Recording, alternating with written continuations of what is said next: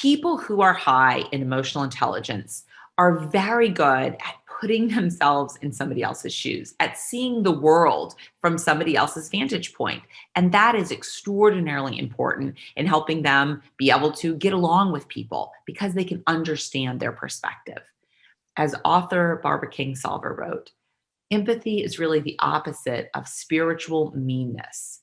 It's the capacity to understand that every war is both won and lost, and that someone else's pain is as meaningful as your own. Now, we see in psychology a tremendous range in people's ability to feel empathy. Some people feel it very easily and readily, and some people really kind of struggle with that.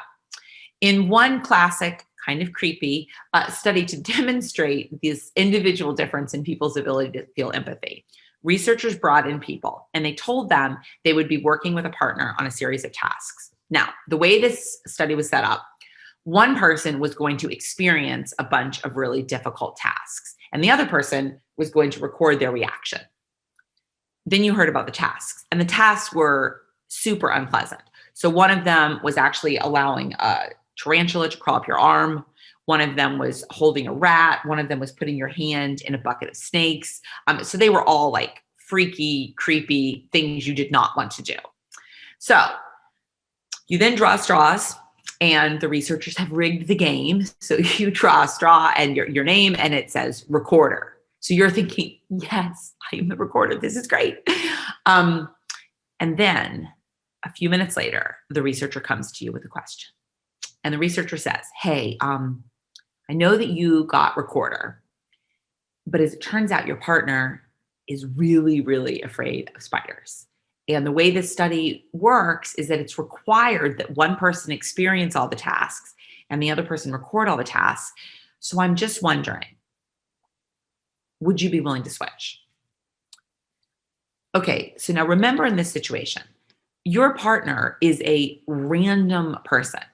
This is not your roommate. It's not your sister. It's not your friend. It's a random person who you are never going to see again.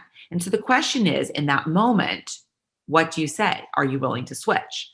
So some people say, I'm really pretty good at recording. I think I'm going to stick with that. But other people do something remarkable. Other people say, okay, yeah, I'll switch.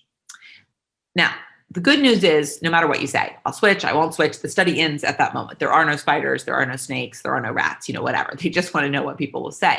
But that study really illustrates a profound difference in empathy because some people, in fact, even in that situation, are willing to switch with a total stranger to do a series of really unpleasant tasks for what is clearly no motivation on their own part to do so.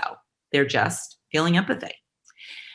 And one of the major concerns that I have about this link between empathy and EQ is that there is lots of evidence that suggests that empathy is actually getting harder to find in society.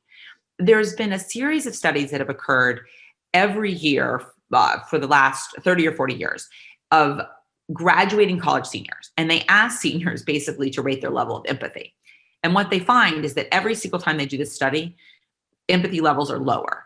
Now, maybe that doesn't surprise you because you might have heard about the rise in narcissism in our society. And of course, narcissism is like the exact opposite of empathy, as this cartoon sadly illustrates. Studies show that society is becoming more narcissistic. Interesting, but how does that affect me?